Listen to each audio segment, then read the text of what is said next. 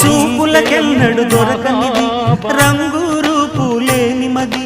రెప్పలు తెరవని కన్నులకు స్వప్నాలెన్నో చూపినది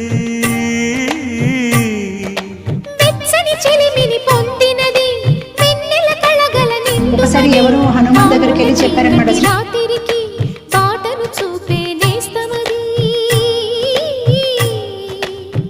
చేతికి ఆదని జాబిలిలా